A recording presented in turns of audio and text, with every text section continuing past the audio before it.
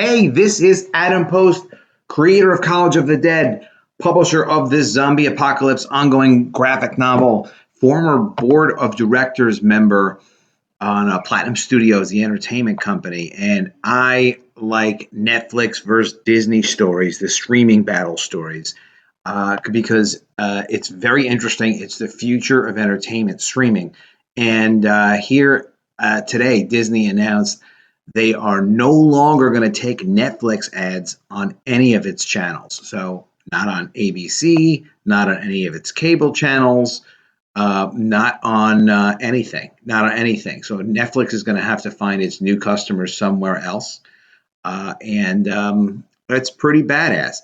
The whole battle with Netflix versus Disney is interesting because Netflix has incredible distribution and they have a pretty big catalog of shows and they're making some of their own shows. But Disney has tremendous non streaming distribution, like traditional distribution, and TV channels, movie theaters, physical product distribution like DVDs, even though that's really drying up a lot. But Disney also recently got full control of Hulu, which is pretty sizable, not as big as Netflix, but pretty sizable. And they're also launching Disney Plus October 2019. So it's going to be a very interesting battle. And Disney will obviously, on the strength of its catalog, be able to offer all kinds of cool exclusive things like their Star Wars show, The Mandalorian, only available on Disney Plus. So they can make an event out of that and just put that show only on their service, and you got to sign up for it if you want to watch it. And what is Netflix supposed to do to compete with that? So Netflix has a couple of hit shows. They have Stranger Things. They have some other cool stuff. They just spent like $500 million on the rights to Seinfeld, the old TV comedy series, which is hugely popular. But I don't know. I mean, Disney has a heck of a lot behind it. So this story is Disney announcing an internal memo saying, okay, they will no longer accept ads on any of their Disney outlets for Netflix, trying to basically say, hey, Netflix doesn't exist to us. Disney's new series, new offering is going to be as little as $7.99 a month. And you can pay an annual fee of $69.99. Sexiest number from Disney, thank you. And that's pretty cheap. Netflix standard package now is $13 a month, and you can stream content simultaneously on 2 different devices with that. So you can share it with a friend. Hey, by the way, if you haven't already, make sure you subscribe to this channel. Do me a favor and click the notifications so you get all the notifications when the new videos come out. And also, like this video and comment what you think below. Do you think Netflix is going to kill Disney's entire business, or they're going to exist like Coke and Pepsi forever? Or do you think Netflix is going to start to shrink and not be able to grow the same way now that they don't have, they used to have Disney's whole catalog. They don't have that. Every major studio is now creating their own little wacky streaming service. So right here, Disney, Comcast, and AT&T are planning to spend hundreds of millions of dollars to advertise their new streaming services. According to Wall Street Journal, Comcast is planning to spend $100 million on advertising for its new Peacock streaming service, and that ad blitz has already started. I haven't seen it, but I'm sure it's out there. And they can do that. There's a huge benefit with the streaming services for the media companies, which is the direct-to-consumer relationship. So once you're giving Disney money every month, Disney wants to keep that going, and there's nobody else making profit in between that. And it's going to ultimately give Disney leverage and every other major direct-to-consumer streaming platform tremendous leverage with producers and other creators because they're going to be able to say, hey, look, we've got access to customers. Right now, there's a tremendous demand for creators and projects and properties to fill up all these streaming services, but it always goes in cycles. And ultimately, the guys who really control distribution, like a Disney, potentially like a Netflix, those are going to be the ones that can kind of dictate terms to creative people. If you don't have that direct-to-consumer relationship, um, you're at the whims of other people that have that relationship.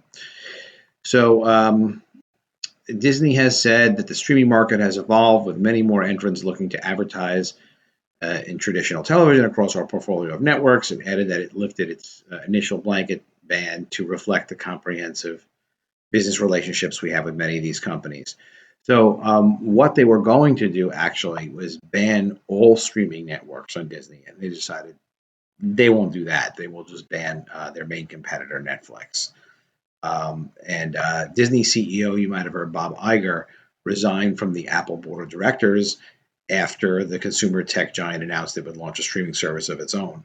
And that's because, really, they're in direct competition. When you're in direct competition with another company, it's not appropriate for the CEO of the other company to stay on the board of directors. But Disney and Apple have had a huge, long, actually really productive relationship for many, many years, ever since Disney bought Pixar from Apple founder Steve Jobs.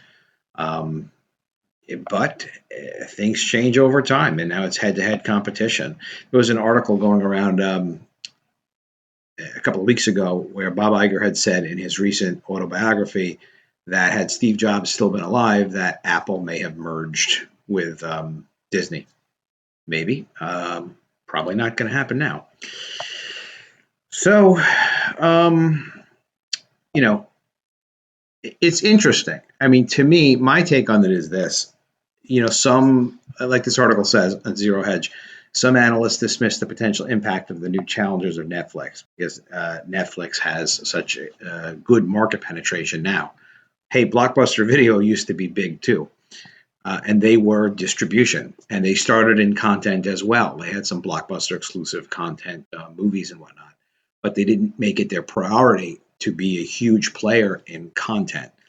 But as the article says, Netflix has a serious problem. The streaming giant has been reliant on licensing popular content produced by rivals like NBC. Though Netflix has plowed billions into original content, these shows and movies are not responsible, or excuse me, they're not responsible for more than a third of subscribers' viewing time. So, what is the business model over at Netflix? They license other people's content. They try to come up with some of their own new content, but they license other popular content to reshow it. It's like a book club. It's extra distribution, and it's a very substantial piece of business. And they've got it was a very innovative idea, but they kind of don't have anything that can't be replicated. Why can't other companies do the same thing that Netflix does? Because they have tremendous distribution. But when you have the library catalog and the ability to create new compelling content, and you control incredible franchises, like if the new Toy Story movie, which people still seem to like Toy Story, give them a chance to mess it up over at Disney. But if the new Toy Story movie was only available through Disney Plus, they would push Disney Plus. They would get tons of subscribers. If Marvel did a crossover with Star Wars, both Disney properties, and they just worked on making it a very compelling project, only available through Disney Plus, people would go to Disney Plus. So even if it was initially just available on Disney Plus and then rolled out to theaters, say afterwards, or if a prequel was only available on Disney Plus, I'm surprised to see Netflix not doing more with reality shows, because reality shows are popular throughout the world. And even though it's sometimes like, ridiculous, sketchy content, they can be really popular, and you can get some loyalty. And people are very invested in reality shows, and they're very cheap to produce. Ultimately, they're going to have to do something over at Netflix, some huge acquisition. Maybe they could go ahead and buy Sony or something. I don't know.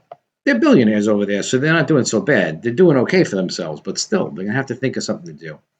So tell me what you think. Do you think Netflix is going to be able to survive Disney's onslaught? Nobody else has. Maybe Disney will just acquire them after they collapse. We'll see. Or is Netflix going to be producing more content, and are they going to have incredible distribution at Disney and no one else is going to be able to match, not even with Hulu. Who knows? You tell me in the comments what you think. Make sure you subscribe to this channel. Do me a favor. You should subscribe. Very important. Click the bell for notifications. Like this video. It always helps with the algorithm. And definitely check out my comic, College of the Dead. Hey, I'm Adam Post, creator of the College of the Dead graphic novel comic book series. Take a look at the printed prototype. This is what the book's going to look like. And we've got the 100-page ashcan book of College of the Dead. This shows how we made the book. It's got all the script and layouts. It's really, really educational, and it's really great behind-the-scenes stuff. And we have the art book, which is an 8.5 by 8.5 black and white book. It's all the art without any lettering. A really terrific book, too.